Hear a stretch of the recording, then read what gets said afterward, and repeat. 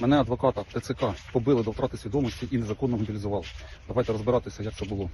Я їхав на зустріч до клієнта, побачив, що за мною їде якась машина. Я не придав цьому значення. Вийшовши з машини, до мене підбігли люди у військовій формі і вимагали військові документи. Я сказав, що вони не мають права без поліції мене чіпати. Але тут з'явилося 4 ще додатково людини у військовій формі, дорогій військовій формі. Схопили мене за руки і почали силою тягнути, куди їм потрібно. Я повідомляв, що поліція, тільки поліція має право, але вони цього не слухали. Що було, це незаконне позбавлення волі людини. Потім викликали поліцію. До речі, це все знімалося на відео, і ці відео я обов'язково виставлю в ефір, в інтернет. Що відбулося далі?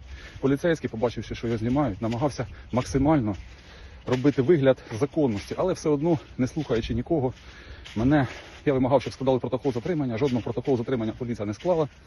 І мене посадили в машину силою, без моєї згоди, в машину поліцейську. Потім повезли мене в ТЦК. По дорозі мене намагалися сфотографувати, я не давав їй такої можливості.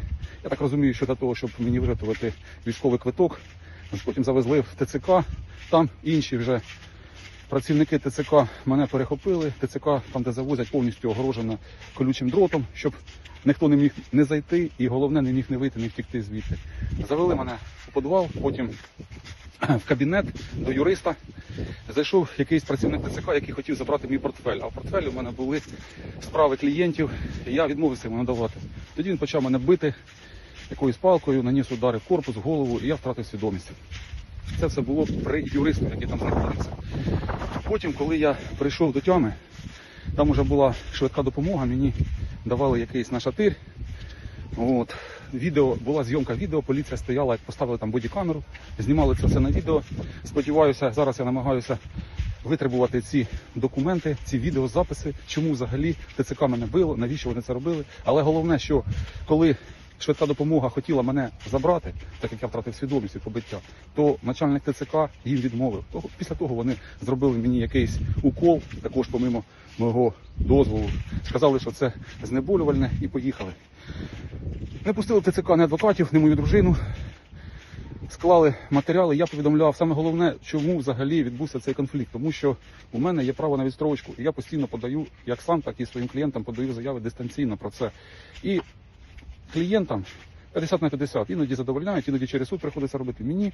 І за моєї адвокатської діяльності, як військового адвоката, ТЦК ніколи не ставили відстрочку самі. Мені постійно приходилося потім звертатися до адміністративного суду. І суд завжди, наголошую, завжди визнав її незаконними, зобов'язував розглянути заяву з урахуванням рішення суду. І в мене постійно були ці відстрочки. Але ТЦК слухати не хотіли, вони склали якісь матеріали. Коли я попросив одного юриста, щоб він був свідком мого побиття, він злякався, вийшов, прийшов інший юрист з дуже таким наглим голосом, який зразу дав поняти, що почав склати матеріали, я йому повідомив про те, що мене не можна мобілізовувати, бо в мене є відстрочка і право на відстрочку, але ніхто про це слухати не хотів.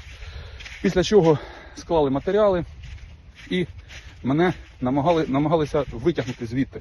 В мене сильно боліла голова, я не міг встати, тоді мене силою схопили і, скажімо так, витягли в сусідній кабінет. В сусідньому кабінеті я погано бачив, що там відбувається, але там сиділи лікарі.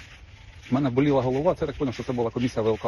Я повідомив їм, що згідно пункту 63, цю комісію ВЛК, що згідно пункту 63, люди, які мають на відстрочку або подали заяву на відстрочку, не направляються на ВЛК для його проходження.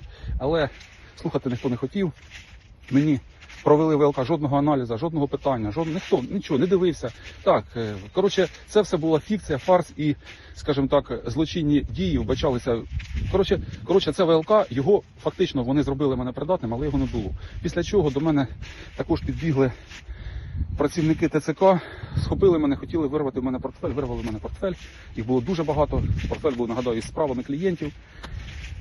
Вони його забрали з того портфеля телефон, забрали iPad. Потім цей портфель віддали назад. Це в цих діях вбачається склад злочину, а саме грабіж. Розумієте? Тобто забрали його. Я казав, що там справи, там фотографії, там документи клієнтів в iPad. Ніхто нічого слухати не хотів в телефоні. Це позабирали. Це вся безнаказаність, яка постійно там відбувається, і жодної відповідальності за такі дії. Скільки ми боремося, скільки інші адвокати борються, я ще не бачив. На СМЕ мене відмовилися вести. Я так розумію, що в мене був струс мозку, мене вести туди відмовилися, мені сильно тошнило, після чого мене запихнули у підвал. У підвал тягнули мене туди працівники ТЦК з великою ненавистю. От, сказали, що кинуть у кабінет, де сидять туберкульозники, але в тому кабінеті нікого, не кабінет, а підвал, скажімо так, камера. В тій камері нікого не було. Була тільки відеокамера, яка слідкувала за тим, що відбувається. У мене крутилася голова, боліла сильно, того я лежав на кроваті. Через деякий достатньо короткий час, близько півгодини, мене витягнули і потягнули вже у машину, везти у військову частину. Довго їхали, мене оточили 4 чоловіка і намагалися, коротше кажучи, вести мене. Плюс з тих 4 тільки одна людина була дійсно людиною, інші вели себе зухвало, намагалися мене якось спровокувати. От. Того, привівши мене в військову частину, коли я зайшов, я одразу повідомив командування про те, що в мене документи, що в мене відстрочка, що в мене право на звільнення, що в мене все. Показав їм ці документи, нотаріально завірені копії. Але слухати ніхто про це нічого не хотів. Мене сказали, що ми зараз нічого розбиратися не будемо, ні в чому розбиратися не будемо, а потім це зробиться пізніше. От.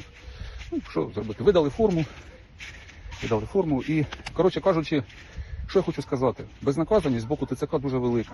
Єдине, що хочу подякувати командирах і інструкторів військової частини, які дійсно професійно, чесно виконують свої обов'язки. Це бойові люди, які воювали, деякі з них були в полоні. От. Вони дійсно робили все, щоб людсько відноситися до всіх, хто там знаходився. А знаходилось там дуже багато людей. Угадайте, до речі, напишіть в коментарях, скільки з них було добровольців, відсотків добровольців. Хто вгадає, від мене буде бонус. От. Того зараз, звісно, користуватися телефонами забороняють. От. Ну, але будемо сподіватися, що я буду звільнятися по закону, буду намагатися написати рапорт, але зараз поки що про це мови не йде, ніхто поки що його приймати не хоче, а канцелярія, яку можна здати тут, на жаль, немає. Буду сподіватися, що буду писати рапорт. Друзі, прошу вас усіх, дуже багатьом допомагав із відстрочками, звільненням. Прошу зробити максимальний розголос цієї ситуації,